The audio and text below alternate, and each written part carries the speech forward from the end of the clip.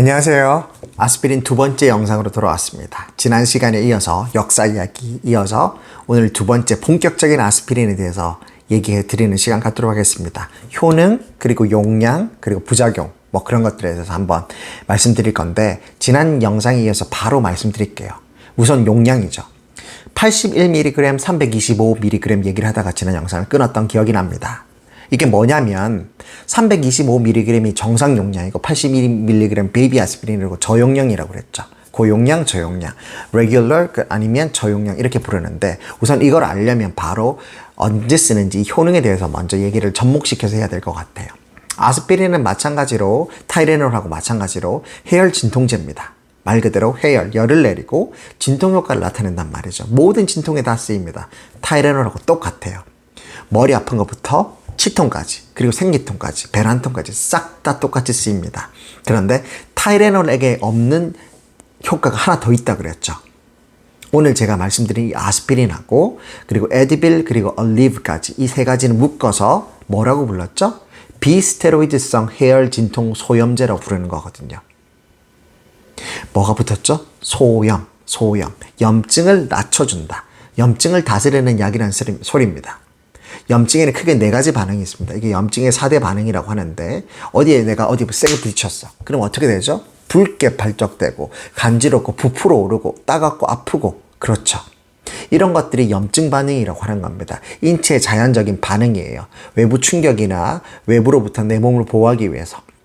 이 안에는 수많은 세포들이 그러니까 호중구라든지 감염세포라든지 여러 가지 혈소판이라든지 그 상처 부위에 가서 낫게 하기 위해서 정말 많은 화학작용이 안에서 일어나고 있거든요. 분자적인 측면에서. 그러니까 세포적인 측면에서. 그러니까 그런 것들은 다 접어두고라도 어쨌든 이 염증 반응이라고 하는 걸 놔두면 만성이 되고 만성이 되면 그게 암이 되는 거거든요. 모든 종류의 암은 염증에서 시작하는 겁니다. 그러니까 염증을 다스리지 못하면 암이 되는 겁니다. 그게 암의 원리예요. 변형이 일어나서. 그러니까 염증을 다스려야 되는데 타이레놀에는 염증을 다스리는 기능이 없습니다. 그러니까 이왕이면 염증을 다스리는 기능이 있는 걸 드시는 게 좋겠죠. 만약에 내가 염증 때문에 아픈 거라면. 명확합니다. 내가 염증 때문에 아프다는 건 어디 부딪혔거나 맞았거나 긁혔거나 그렇죠. 그런 것 때문에 통증이나 많이 그런 게 생긴다면 명백하게 염증이기 때문에 그런 거 먹는 게 좋고 내가 후두염, 모든 갖가지 한글로 염증이 붙은 거, 인두염, 그쵸? pharyngitis, tonsillitis, 그렇죠. 이런 갖가지 염증, ITIS가 붙었던 그 염증에는 타이레놀은 안 되고요. 그거는 그냥 진통만 낮추는 염증을 다스리는 기능이 없어요. 뭘 먹어야 된다? 지금 제가 아까 말한 아스피린, 에드빌, 얼리브 이 세 가지 약 중에 하나를 골라 드시면 되는 거죠. 왜? 염증을 다스리는 기능이 있으니까. 그러니까 솔직히 이것보다 타이레놀보다 이 세 가지 약이 더 우월하다고 저는 개인적으로 생각합니다. 선택은 여러분의 몫이지만 저는 그래서 타이레놀보다는 이런 약들을 주로 먹습니다. 그리고 좀 더 나아가서 어쨌든 이런 모든 염증으로 인한 통증이나 해열이나 이런 모든 것에 쓰는 것들이 바로 아스피린 이 계통의 약물입니다. 실제로 아스피린은 이것보다 훨씬 더 방대합니다. 타이레놀은 그냥 여러분들이 일상생활에서 열이 나거나 감기에 걸렸거나 통증이 생길 때 먹지만 아스피린은 좀 전문적인 의학 분야에서 정말 많이 씁니다. 병원에서. 가와사키 병이라든지 심장염증이라든지 심장의 혈관염증이라든지 정말로 아스피린은 많이 쓰여요. 또 언제 쓰이죠? 심근경색 환자가 곧 회복됐을 때 바로 직후부터 아스피린을 먹이거든요. 그게 preventive 측면에서 예방 측면에서 먹이는 거고요. 그리고 실제로 아스피린 자체가 예방적으로 아예 위험군에 있어서는 이 아스피린 자체 복용만으로도 심혈관 질환의 위험을 굉장히 낮춰줍니다. 심혈관 질환이라고 하면 성인병으로 유발되는 대혈관 질환 2개. 심장으로 가는 혈관, 큰 혈관이거든요. 머리로 가는 혈관, 큰 혈관이거든요. 그러니까 심장으로 가는 혈관이 막히면 뭐죠? 심근경색. 뇌혈관으로 가는 게 막히면 뭐가 되죠? 뇌졸중. 이 두 개로 사망하시는데 이 대혈관 두 개에 대한 이 혈관 건강을 예방해주는 좀 더 좋게 피딱지 가지고 막는 걸 예방해주는 효과가 아스피린에게 있습니다. 왜? 아스피린은요 그냥 해열 진통 소염 효과만 있는 것이 아니라 플러스 뭐가 있냐면 피를 묽게 해주는 효과가 있습니다. 은행나무 잎이나 이런 거에서 보는 거와 비슷한 작용이에요. 피를 묽게 하니까 피딱지가 덜 지겠죠. 덜 지니까 이런 심장으로 가는 혈관인 관상동맥도 좀 덜 이렇게 막힐 우려가 있고 뇌혈관도 덜 막힐 우려가 생기는 거죠. 그러니까 이런 작용들까지 너무나 좋은 작용이 많다 보니까 실제 의학 환경에서 병원에서 정말 많이 쓰입니다. 그러니까 그만큼 타이레놀하고는 격이 다른 약입니다. 제가 지금 이렇게 극찬을 하는 이유는 이 극찬을 하는 이면에 좋으면 좋을수록 뭐죠? 산이 높으면 높을수록 골짜기는 깊은 게 자연의 이치 아니겠습니까? 올라가는 언덕이 깊으면 내려가는 골도 깊어야죠. 그렇죠? 사인 코사인 그래프처럼. 그렇죠?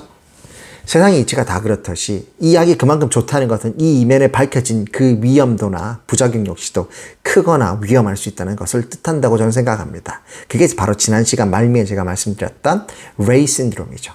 소화군들이 이 아스피린을 먹으면 뭐가 된다? 바로 뇌, 간이 망가집니다. 그렇죠. 간이 붓고 뇌가 붓는 거예요. 생명을 잃기 딱 좋은 상황이 되는 거죠. 근데 이게 어떤 상황이면 일어나느냐? 주로 성인들한테는 거의 보고되지 않고 어린아이들, 특히 10세 이하는 더 많이 생기고요. 연령이 갈수록 좀 낮아지긴 하지만 어쨌든 18세 이하까지 다 보고되고 있습니다. 그래서 소아청소년과 흔히 말하는 옛날 말로 소아과 군에 속하는 환자들, 학생들까지는 아스피린을 절대로 먹으면 안 됩니다. 그게 만약에 내가 되면 확률은 뭐라고 그랬죠? 100%가 되니까. 절대로 이런 위험을 감수하고 먹을 만한 약들이 아닙니다. 이거 말고 그냥 에드빌 드시면 됩니다. 이거 말고 네프록센 드시면 되고요. 이거 말고 그냥 타이레놀 드셔도 됩니다. 아시겠죠? 그런 의미에서 제가 강조하고 싶고, 그리고 요 최근에 밝혀진 것 중에 하나가 이 아스피린이라는 것 자체가 암을 또 예방을 한다고 알려져 왔습니다. 이거 나온 지는 꽤 된 소리예요. 정말 흔한 이야기인데 이게 이 최근에 드디어 인정받기 시작하는 겁니다. 최근 논문으로도 인정받고 있고, 주로 어떤 암이냐? 대장암, 직장암 예방하는 데 굉장히 효과가 있다고 보고되었습니다. 논문으로요. 그리고 그 이외에 또 암들이 많이 예방돼요. 유방암, 그리고 자궁경부암, 자궁암, 이런 것까지 싹 다 예방되는 걸로 어느 정도 효과가 있는 걸로 알려졌습니다. 이왕 드실 거면, 그래서 제가 하나 더 첨언을 드리자면, 똑같은 클래스가 타이레놀은 아예 해열 진통제니까 제껴두고, 해열 진통 소염제가 3가지 약물이 있다 했죠. 아스피린, 에드빌, 네프록센, 이 3가지가 있다고 했는데, 그렇다면 이 3가지 중에 골라라면 굳이 뭘 드시겠습니까? 나머지 에드빌하고 네프록센에는 이 암을 예방하는 작용은 없습니다. 저라면 아스피린 먹겠습니다. 그래서 이 아스피린이 4만 4천 톤이나 매해 소비되는 거예요. 이유가 보이시죠? 이게 더 미친 듯이 날개도 친 듯이 많이 팔려가는 이유는 전 세계적으로, 그리고 요 최근 1, 2년 전에 한국에서 품귀 현상이 일어났던 이유는 여러 가지 이유가 있어요. 독일 바이오에서 한국의 물량을 안 풀었기 때문이도 있죠. 아스피린에 대한 그런 여러 가지 부정적 견해도 있었던 것도 사실이고요. 그런 걸 한번 뉴스 찾아보시고요. 근데 여러 가지 그런 이면에는 어쨌든 이게 굉장히 인기 있는 약이라서 그런 게 있습니다. 근데 그 인기가 어디서 온 거냐? 새롭게 붐이 불었다 그랬죠. 1800년대 말부터 1962년, 60년대까지 타이레놀하고 이 이부프로펜이 개발되기 전까지는 아스피린이 지배하던 세상이었는데 이때부터 인기가 시들해졌다고 했잖아요. 근데 다시 20세기 후반에 부흥기가, 그리고 21세기에 부흥기가 분 겁니다. 왜? 바로 이 작용 때문에. 암을 예방한다는 효과가 밝혀졌기 때문이에요. 원래 약은 그래요. 인류가 많은 데이터가 쌓일수록 의학이 진보하고 약학이 진보할수록, 과학이 진보할수록 몰랐던 걸 계속해서 발견해내잖아요. 그런 걸 발견하라고 연구하는 사람한테 노벨상도 주는 겁니다. 노벨 생리의학상도 주는 거고 막 그런 이유예요. 이 약도 비슷한 겁니다. 아스피린이라는 게 까고 까면 깔수록 너무 매력적인 약인 거죠. 장점이 있는 약이라는 소리입니다. 그래 이 암을 예방한다는 효과가 실제로 검증이 됐어요. 그러니까 똑같이 내가 아프고 해열 소염 진통작용이 있다면 why not? 그냥 좋은 이걸 먹지. 근데 단 하나. 그럼 얼마나 먹어야 되냐 이거죠. 궁금하시죠? 얼마만큼 먹어야 이게 예방되는데 최소 10년, 평균 한 20년 권합니다. 그러니까 이런 걸 장기적으로 복용했을 때 암이 예방된다는 그런 이유입니다. 그러니까 아까 말했듯이 이게 이렇게 밝혀지려면 대조군하고 레트로스펙티브하게 연구를 해야 되는데 오래 걸리죠. 수십 년이 걸린 겁니다. 이 암에 대한 데이터를 쌓아오는데 암에 효과가 있을 것 같은데 가설에서 시작했는데 왜 염증을 막아주니까 암하고 연관이 됐다. 거기서 가설이 출발하는 거거든요. 염증을 억제시켜주네. 효과가 뛰어나구나.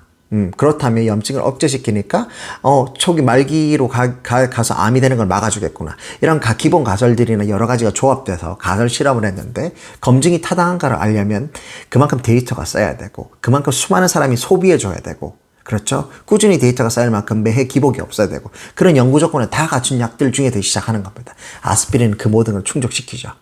그랬더니 마침내 수십 년간의 데이터가 쌓여서 논문이 발표된 겁니다. 암에 대한 효과가 검증이 된 거죠. 그렇죠. 그래서 결국 PSTF라고 하는, 그러니까 US는 미국이고, PS는 Preventive Service예요. 예방하는 거죠. Task Force. 이게 그 미국 그 가이드라인을 만드는 자문기구예요. 굉장히 유능한 의사들이, 과학자들이 여기 소속돼서 그 고혈압은 120에 80으로 하자 이런 가이드라인 매번 바뀌죠. 옛날엔 130에 80, 90이었는데 120, 80으로 내려왔습니다. 이런 가이드라인을 바꾸고 모든 일선에 있는 의사들과 병원에 지침을 내리는 가이드라인을 수정해서 계속 알려주는 의학의 최고 권위기구라고도 할 수 있어요. 미국에서. 그런 기구에서조차도 이걸 인정했습니다. 근데 다만 뭐라고요? 최하 10년이고 20년을 먹어야 이런 효과를 기대할 수 있다가 포인트입니다. 그러니까 만약에 이 영상을 보는 여러분들이 최소 내가 20년 동안은 내가 이걸 먹을 자신이 있다. 꾸준히 먹겠다. 매일이든 하루 한 번이든 매일마다 먹겠다. 라는 식으로 한다면 진짜로 암을 예방하는 효과가 있죠. 근데 재봐야 하는 게 어쨌든 이후에 바로 지금 다음에 제가 이어서 할 말은 이런 아스피린에도 부작용이 있거든요. 부작용이 한번 피딱지가 덜 지게 하는 거라고 했죠. 그걸 역으로 말하면 피가 잘 납니다. 피가 잘 나게 한다는 소리예요. 피가 응고가 안 된다는 소리거든. 응고가 돼야 되는 시점인데 수술 환자 피가 멎어야지 수술방을 나가죠. 그렇죠? 근데 피가 안 멎어. 돌아가시는 겁니다. 그러니까 이런 심각한 부작용이 있는 약이 바로 아스피린이에요. 그렇기 때문에 이 아스피린을 할 때는 이 효과가 이 부작용보다 월등히 뛰어나야 됩니다. 그러니까 통상적으로 내가 이 약을 먹어서 암을 예방하려는 의지가 있고 내가 그 건강상태 받쳐주고 그 가이드라인에 들어가야 됩니다. 그러니까 처음에 이 약이 이런 가이드라인을 나왔을 때는 2010년 전이에요. 10년 정도 전인데 그때는 USPSTF가 이런 가이드를 내렸어요. 이거 건강한 사람은 먹으면 안 돼. 왜? 그러니까 부작용으로 해서 출혈이 있을 우려가 있으니까 오히려 안 좋아. 절대로 먹으면 안 돼. 이렇게 하다가 요 최근 가이드라인으로 다 바꿨어요. 뭘로 바꿨냐면 당신이 암을 예방하는 의지가 있고 먹을 의지가 있고 꾸준히 먹을 의지가 있고 50세 이상이 됐고 이런 가이드라인들이 있어요. 이런 걸 충족한다면 먹어도 된다. 건강한 사람도 먹어도 된다. 이렇게 가이드라인이 바뀌었습니다. 그러니까 그 정도로 지금 계속 시시때때로 시간이 지날수록 그리고 의학이 진보될수록 매해 가이드라인이 개정되고 바뀌고 절대적인 법칙이 없어요. 그때 그 시대 때 제 말을 20년 전에 했다면 이렇게 맞은 소리도 있고 틀린 소리도 있고 지금 안 되면 맞는 소리도 있고 틀린 소리도 있고 그런 거죠. 계속 진보하니까요. 그렇게 아시면 되겠습니다. 자, 그래서 돌고 돌아서 제가 다시 이야기하겠습니다. 325mg이 있고 81mg이 있는데 81짜리를 베이비 아스피린이라고 한다. 근데 베이비는 먹으면 안 된다. 이러면 잘못된 거고요. 근데 이 81mg하고 325는 똑같은 작용을 해요. 똑같이 암을 예방하고 똑같이 피를 나게 하는 부작용을 가지고 있습니다. 그러면 여러분이 생각할 때 상식적으로 325짜리가 좀 더 암을 예방하는 효과가 크고 그리고 325짜리가 좀 더 피를 더 나게 하는 부작용이 크겠구나. 맞죠? 왜 용량이 4배는 높으니까. 그렇죠. 이게 상식적인 겁니다. 맞습니다. 80일짜리는 325에 비해서 당연히 피가 덜 날 것이고 그리고 암을 예방하는 효과도 더 낮을 것이다 생각하는 게 맞잖아요. 그렇죠? 그렇게 생각하신다면 여러분들은 아주 정상적인 사고방식을 하는 겁니다. 맞습니다. 그런데 이 아스피린에게 있어서는 이 상식이 통하지 않습니다. 그래서 연구 결과가 밝혀진 게 뭐냐면요. 이 80일짜리는 부작용은 줄여주고 맞습니다. 325보다 내 4분의 1이니까 부작용이 4분의 1이 있겠죠. 좀 더 확률이 적은 겁니다. 피가 덜 나는 거죠. 그러니까 출혈의 우려가 적은 겁니다. 그럼 그렇다고 이 암을 예방하는 효과 또 떨어지느냐? 그러니까 심혈관계 질환을 예방하는 효과도 떨어지느냐? 그게 아니라는 거죠. 연구를 해봤더니 이 325짜리랑 80일짜리는 심혈관 질환, 그러니까 심혈관계 질환을 아까 심장 질환 그리고 뇌졸중을 예방하는 데 있어서 거의 동등한 효과를 나타냅니다. 그러면 여러분이라면 뭘 드시겠습니까? 81짜리 먹죠. 81짜리. 당연한 거죠. 왜? 부작용이 우려는 좋으면서 효과는 똑같으니까. 심혈관 질환 예방하려고 아스피린 먹는 거거든요. 그리고 그에 더해서 또 암 예방하려고 이거 먹는 건데 어쨌든 여러 면에서 80일짜리가 유리하니까 부작용이 적다고 하니까 그럼 저도 그렇게 하겠습니다. 자, 여기까지가 다른 건강방송에서도 똑같이 하는 소리예요. 그게 맞는 정답이기도 합니다. 근데 저는 여기서 한 가지만 더 나가서 더 알려드릴게요. 실제로는요, 실제로는 이게 정답이 아닐 수가 있습니다. 무슨 소리냐면 81짜리를 먹어야 되는 사람하고 325짜리를 먹어야 되는 사람들은 실제로 81짜리가 부작용이 우려는 좋고 325하고 똑같은 심혈관계 질환을 예방하는 효과를 한다. 이게 정답이 아니고요. 이게 정답이 아니고 뭐가 정답이냐면 개인의 체중에 따라서 드셔야 되는 게 달라지는 거죠. 실제로는 325든지 81이든지 한번 피가 나는 건 똑같다 이거예요. 적은 듯 보이지만 그게 유의미한 효과를 나타낼 만큼 엄청난 효과를 나타낼 만큼 크지 않다는 거예요. 그렇다면 문제는 어디서 나오느냐? 그렇다면 81짜리가 생존해야 될 이유가 이제 없어지거든. 굳이 325가 있는데 81짜리를 먹을 필요가 없어. 왜? 피는 똑같이 난다면. 그쵸? 그럼 뭘로 가야 되느냐? 실제로 이 똑같은 효과를 보기 위해서는 체중을 봐야 됩니다. 70kg 기준을 대충 봐요. About 70kg. 70kg분을 봐서 당신의 몸무게가 70kg 이상이면 325짜리를 드시고요. 70kg 이하이신 여성분들이나 빼빼 마르신 분들은 81mg을 드시면 됩니다. 이게 정답이에요. 가장 최근에 센세이션한 이게 정답입니다. 따끈따끈한 정답이에요. 이게 몇 년 전만 해도 81은 325하고 똑같이 심혈관계 질환을 예방하는 효과가 있는데 부작용의 우려, 즉 출혈의 우려가 제일 큰 부작용인데 그게 적다라는 거였어요. 그러니까 325는 진짜로 아플 때 내가 해열 진통제로서 먹는 용도고 80일짜리는 심혈관계 질환을 예방하려고 먹는 거거든요. 내가 협심증이나 심근경색이나 내 가족력이 있다. 우리 아버지나 어머니나 내 형제자매가 심혈관계 질환으로 돌아가신 이력이 있다. 그 병이 있다 하면 가족력이 있는 거예요. 그럼 이걸 80일짜리를 드시게 했거든. 근데 이제는 기준이 뭐다? 몸무게 기준. 그래서 그 가족력이 있는 내 몸무게가 70kg 이라면 여전히 이거 먹고 70kg 이상이면 325 정도는 먹어줘야지 대동소이한 이 두 개 대동소이한 효과가 나타난다 하는 게 최근 경향입니다. 아시겠죠, 여러분? 자, 그럼 여기까지 하면 아마 이제 제가 언제 먹는지 그리고 누구는 먹으면 안 되는지, 그렇죠? 소아 청소년과 절대 먹으면 안 돼요. 그리고 80일 325에 대한 구분을 제가 다 알려드렸어요. 그리고 마지막 이제 절대로 하면 안 되는 게 제가 지난 시간에도 말씀드렸던 그 레이 신드롬 때문인데요. 이 레이 신드롬에 대해서 마지막으로 조금만 더 얘기하고 영상을 마칠까 합니다. 레이 신드롬은 어쨌든 소아 청소년들이 먹었을 때 발생하는 이 심각한 부작용이에요. adverse effect인데 이게 얼마나 심각하냐면 그리고 얼마나 자료 자체가 굉장히 투명하고 거의 정확하다시피 알려져 있냐면 이유는 정확하게 알려지진 않았지만 성인들에게 있어서는 거의 밝혀지지 않았어요. 보고된 적이 없어. 거의. 근데 거의 18세까지도 그리고 3세 이런 어린아이들조차도 내가 조금만 열이 나면 엄마들이 옛날에 뭘 먹었냐면 아스피린 먹어라. 아스피린 역사가 지금 봤다시피 굉장히 제일 오래된 약이잖아요. 인류의 미스컨셉션 중에 하나가 내가 그만큼 친숙하고 가까우면 내 자식도 내가 사랑하는 사람도 먹이고 싶은 거거든요. 그러니까 그때는 과학이 진보하기 전이고 이 데이터가 쌓이기 전이라서 그냥 먹여도 되는 줄 알았어. 제일 인간들이 제일 취약한 게 뭐죠? 바이러스예요. 바이러스 중에서 제일 취약한 거 그게 common cold, 감기죠, 감기. 코감기, 목감기, 그쵸? 기침감기, 그쵸? 감기입니다. 감기에 3가지 종류가 있는데 그 감기가 다예요. 그 감기가 나면 열이 나거든요. 두통이 생기고, 그쵸? 그럼 해열 진통제니까 뭘 먹겠어요? 제일 역사가 오래된, 타이레놀보다 오래된 뭐죠? 아스피린 먹는 겁니다.